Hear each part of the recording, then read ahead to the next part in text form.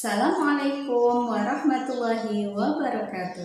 Marhaban ya Ramadan. Syukur alhamdulillah kita masih dipertemukan pada bulan Ramadan tahun ini ya. Bulan Ramadan yang penuh berkah dan juga maghfirah dari Allah Subhanahu wa taala. Pada bulan Ramadan ini Allah membukakan pintu maaf yang selebar-lebarnya. Dan juga Allah memberikan pahala yang berlipat-lipat ganda bagi umatnya yang melakukan hal-hal positif dan meningkatkan ketakwaan dan ketaatan kepada Allah Subhanahu wa taala. Mudah kok, sholatnya diperbaiki, kemudian tadarus baca Al-Qur'annya diperbanyak, sholawat, tasbih, berzikir kepada Allah, dan juga puasanya nggak boleh bolong-bolong lagi. Itu juga bentuk ketaatan kalian kepada Allah Subhanahu wa taala. Seperti kisah ini nih, Bu Guru juga ingin memberikan kisah tentang seekor hewan yang sangat taat kepada Allah. Kisah seekor ikan paus bersama Nabi Yunus. Ikan paus adalah ikan terbesar di dunia ini. Ikan itu hidupnya di lautan paling dalam. Ikan paus ini ikan yang sangat taat kepada Allah Subhanahu wa taala. Maka pada suatu hari ikan paus ini diperintahkan oleh Allah Subhanahu wa taala untuk berenang ke permukaan air laut. Nah, pada saat itu Allah juga memerintahkan kepada si ikan paus, nanti ikan paus disuruh untuk menelan seseorang yang melompat dari kapal di atas permukaan air laut. Nah, sesampainya ikan paus di permukaan air laut, kemudian si ikan paus ini melihat ada sebuah kapal yang sedang terombang-ambing di lautan yang sangat luas. Nah, di situ masih terjadi badai, ombaknya sangat besar. Kemudian ikan paus hanya mengamati, menunggu kira-kira siapa orang yang akan melompat ke air laut kemudian ditangkap oleh si ikan paus ini. Sementara kondisi di dalam kapal masih penuh dengan perdebatan.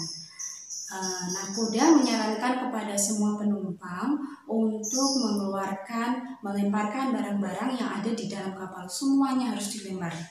Nah, setelah itu dilempar semua nih barang-barangnya di lautan.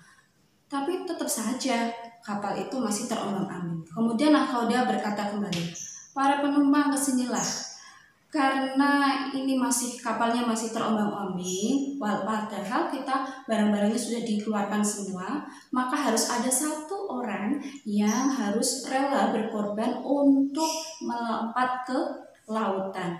Nah, pada bisik-bisik semua nih, berdebat semuanya. Ada salah satu yang berkata sama si nakodanya, wah, gimana nih kalau kita lompat tidak akan bisa berenang karena ombak di lautan masih sangat besar sekali. Badai pun belum reda.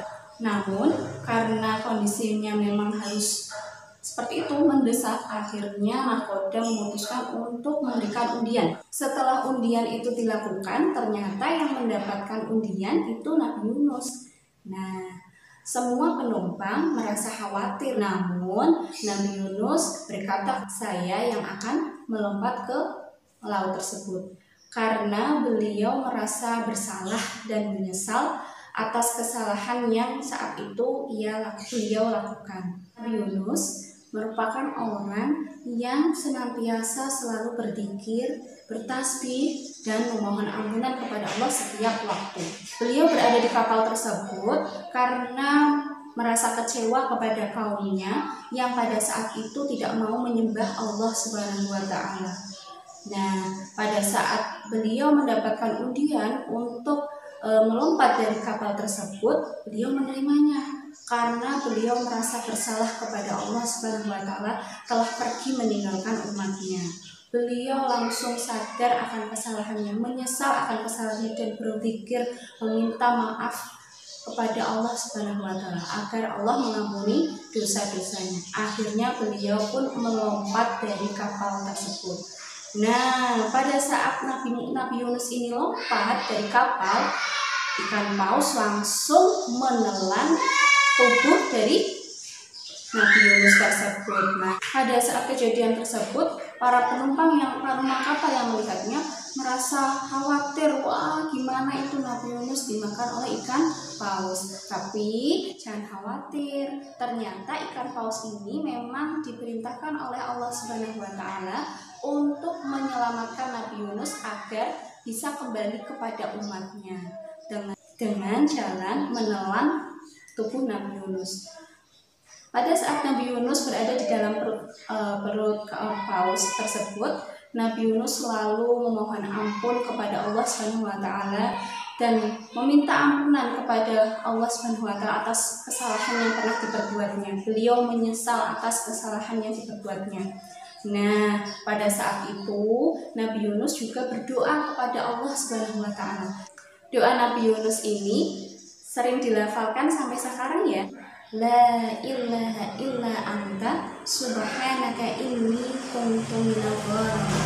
Tidak ada Tuhan selain Allah, Maha Suci Allah, sesungguhnya aku adalah orang yang zalim. Doa ini dilafalkan oleh Nabi Yunus berkali-kali hingga akhirnya Allah Subhanahu wa Ta'ala memerintahkan ikan paus tersebut untuk memuntahkan tubuh Nabi Yunus ke tepi pantai. Nah, alhamdulillah ya, sekarang Nabi Yunus bisa selamat. Syukur alhamdulillah.